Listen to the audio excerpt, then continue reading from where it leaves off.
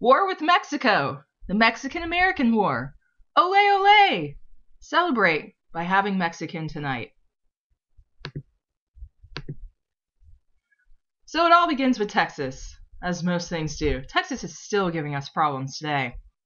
So what was happening was there were a bunch of American settlements in Texas. The Mexican government had opened up a number of attractive plans to get Americans to come to Texas to settle the area. So we came, and during the 1820s, we came in droves. Newcomers quickly outnumbered Mexicans. By 1835, the American population had mushroomed to around 30,000 Americans, about 10 times the number of Mexicans in Texas. So the Mexican government kind of gets a little itchy about this. They become alarmed, and they forbid further immigration. But we don't listen. Thousands of illegal Americans still flood into the area. So those who complain about illegal Mexicans coming into the United States, well, we kind of started it. And so what happens at this time is that a new dictator takes control in Mexico. General Santa Anna overthrows the government, and he dissolves the Congress. And so the Texans who had been living in Texas quite peacefully for a long time rise in rebellion because they want their democracy. And so Mexico, headed by General Santa Anna, responds, and a war ensues. And the Mexican army delivers its very first blow at San Antonio, where it assaults a small garrison of Texans and American volunteers who were holed up in an abandoned mission, which was known as the Alamo. And among those volunteers was Davy Crockett. He was a Tennessee frontiersman who had fought Indians under Andrew Jackson and then later served as a congressman. He was a very colorful character full of spunk and brag, and he was an expert at killing with his trusty rifle he called Old Betsy. He once told his men, "Pierce the heart of the enemy, as you would a feller that spit in your face, knocked down your wife, burn up your houses, and called your dog a skunk. Cram his pesky carcass full of thunder and lightning like a stuffed sausage, and bite his nose off into the bargain." Quite a number of fighting words there for Mr. Crockett. Unfortunately, things don't end well for him. On February 23, 1836, General Santa Anna demands that the people holed up in the Alamo surrender, and they refuse. In fact, they fire a cannon at him. Soon after, Santa Anna's men attack from every side. They were repulsed twice, but on the third try, the defenders, including Davy Crockett, run low on ammunition. That always seems to be a problem. And so the Mexicans broke through, and they battered the Alamo, and they slayed every single person, including Davy Crockett, who had been hiding there. And anyone who was not slain in the fight was later publicly hanged. This is very unfortunate. However, the battle did not end. The commander-in-chief of gathering Texas forces was Sam Houston, and Sam Houston was in charge of the rebels. Houston, that name is just so familiar. Could there possibly be maybe a city or an area in the land we're talking about named after him? Could he maybe be important? We'll find out. So after the Mexican victory at the Alamo, Sam Houston starts moving east, and he gathers reinforcements as he goes. Just west of the San Jacinto River, he finally pauses near the site of the city that would later bear his name. Do you think he knew? And on April 21st, 1836, he surprises a Mexican encampment there. The 800 Texans and American volunteers charged, yelling, "Remember the Alamo!" And they overwhelm those Mexicans in 15 minutes. They kill 630 people, and they take the evil General Santa Anna as prisoner. So the Americans won. Texas is theirs. And so the next step is to move for annexation. The residents of the Lone Star State draft a constitution. They make Sam Houston their first president, and they vote unanimously to be annexed to the United States. But the United States doesn't really want Texas. Sam Houston's old friend Andrew Jackson is still the president at the time, but even Old Hickory could be discreet when delicacy demanded it. The addition of a new slave state, Texas, at a time when Congress was beset with abolitionist petitions, threatened to cause a serious sectional quarrel that might endanger Martin Van Buren's election. So Andrew Jackson essentially ignores Texas's request for annexation. Martin Van Buren becomes president, and he also ignores Texas's request for annexation. So Texas then turns their thoughts into creating a separate country. So when Texas mentions they want to break off from the United States, it's really not completely out of the realm of history here. They've thought about it before. So they begin talk of expanding to the Pacific as a new nation that would actually rival the United States. And France and Britain get on board, and they extend official recognition to the new nation of Texas, and they begin to develop trade relations because Texas is producing a lot of cotton. And the British, who had abolished slavery in their empire, hoped Texans might embrace abolition in exchange for British protection against any Mexican effort to reassert its sovereignty over Texas. So reports of growing British influence create some anxieties in the U.S. government and also among slave-holding states who became the chief advocates for Texas to become a state. And so the U.S. begins secret negotiations with Texas in 1843. So then we get to the election of 1844. We have two candidates, Henry Clay of the Whig Party, and he vehemently denies wanting any part of Texas. And so annexing Texas is not part of his platform. But at the Democratic Convention, there's a different problem. Martin Van Buren also does not want to annex Texas, and the Democrats are not happy with this, so they abandon him and instead nominate James K. Polk for president.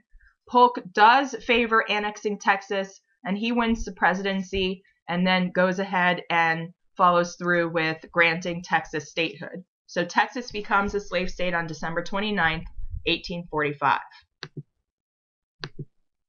However, Polk doesn't stop there. He wants more land. He's a huge expansionist. In fact, he wants California and New Mexico. And we try to buy it from the Mexicans, but they say no deal. So the only other way we can get it is through war. When Polk takes office, the Mexican ambassador breaks off relations to protest the annexation of Texas because Mexico never recognized the American right to have Texas. So President Polk orders General Zachary Taylor to the Rio Grande in Texas, and this area was in dispute. The Americans claimed that they owned it, and the Mexicans claimed that they also owned it. And so Polk needed to goad the Mexicans into conflict to secure Texas and obtain California and New Mexico. General Ulysses S. Grant, a young officer serving under Zachary Taylor, was quoted as saying, "We were sent to provoke a fight, but it was essential that Mexico commence it so that we didn't look like the aggressors." So at the beginning of battle, both the U.S. and Mexico are very poorly prepared. We only have 7,000 forces compared to Mexico's 32,000 forces. On May 9th, news arrived that Mexicans had attacked American soldiers north of the Rio Grande. 11 Americans were killed, 5 wounded, and the remainder were taken prisoner. Polk's scheme had worked. "Hostilities may now be considered as commenced," wrote General Taylor from the Rio Grande. And so Polk asked Congress to declare war on the basis of unpaid claims from Americans living in Mexico. The Mexican government had taken their land and had not paid them for it. Polk also asked that war be declared because of the rejection of the California Purchase by the Mexicans, and of course the fact that Mexican troops had attacked American troops.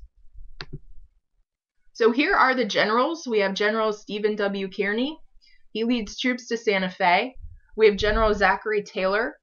He will have a number of great victories, including at Buena Vista, and he will also become President of the United States. And then we have General Winfield Scott, and he is successful in actually capturing the capital city and winning the war. All right, so here are the battles, and it gets very interesting. President Polk is kind of duped. The old dictator, Santa Anna, remember him, the guy that stormed the Alamo? He left Mexico in 1844, and he got word to Polk from his exile in Cuba that in return for the right considerations, he could bring about a peaceful settlement of the war and give the Americans the land that they wanted. So Polk buys this guy's story, lets him out of Cuba, and Santa Anna returns to the battlefield and begins commanding the Mexican army. But instead of making good on the deal that he struck with Polk, he goes ahead and prepares to fight General Zachary Taylor's army. So in 1846, October 1846, Polk and his cabinet decide on a move against Mexico City. Polk names Winfield Scott to field the command. General Taylor is quite upset that Polk chose Scott over him. So he disobeys orders and Taylor takes the offensive himself. Near the hacienda of Buena Vista, Santa Anna's large but ill-trained army meets Taylor's untested volunteers. And Santa Anna invites General Taylor, the vastly outnumbered Americans, to surrender. And Taylor responds with, "Tell him to go to hell." So the battle commences, and the casualties are so large on each side that no one can really claim a victory. And meanwhile, the long-planned southern assault on the enemy capital, Mexico City, begins March 9th, 1847. Scott's army lands on the beaches south of Veracruz. It's the first major amphibious operation by American military forces and was carried out without a single loss. The Mexican commander at Veracruz surrenders quite quickly. Scott marches into Mexico City, and on September 13th, 1847, Americans enter Mexico City and Mexico surrenders. Ole, ole! So then we sign the Treaty of Guadalupe Hidalgo. Mexico gives up all claims to Texas above the Rio Grande, and they give us California and New Mexico. So we get what we want in the end. And then we agree to pay Mexico $15 million, just, thanks for playing. And then we also assume all the claims of American citizens against Mexico. And so the treaty is ratified quite easily in the Senate on March 10th, 1848. So here's kind of the impact of the war. It becomes the deadliest war in American history. Out of every 1,000 American soldiers, 110 died. The next highest death rate would be in the Civil War, with 65 out of every 1,000 participants dying. It's also a series of important firsts. It's the first American offensive war, successful offensive war, meaning one that we started. We had our first major amphibious operation. That sounds so important. And it's also the first war covered by press correspondents. Members of the press were there covering the events and reporting back to their newspapers.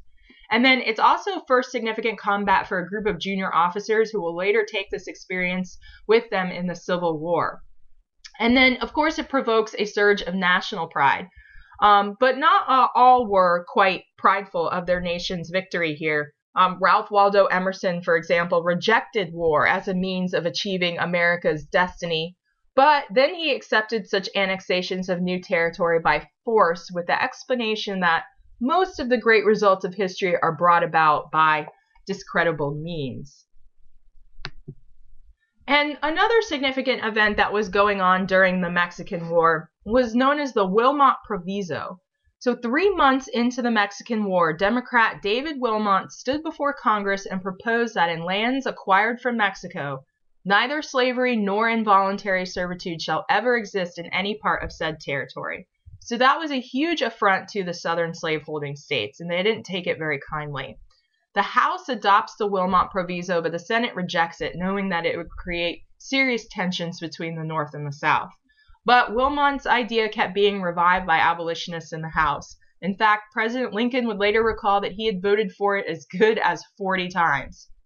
However, not to be outdone, John C. Calhoun from South Carolina would counter with the Calhoun Resolutions. And so he claimed that since the territories were the common possession of the states, not the national government, Congress had no right to prevent any citizen from taking slaves into them. To do so would violate the Fifth Amendment, which forbade Congress to deprive any person of life, liberty, or property without due process of law, and slaves were property. So by this clever stroke of logic, Calhoun took the basic guarantee of liberty, the Bill of Rights, and turned it into a basic guarantee of slavery. The irony was not lost on his critics, but the point became established Southern dogma, echoed by his colleagues and formally endorsed by the Virginia legislature.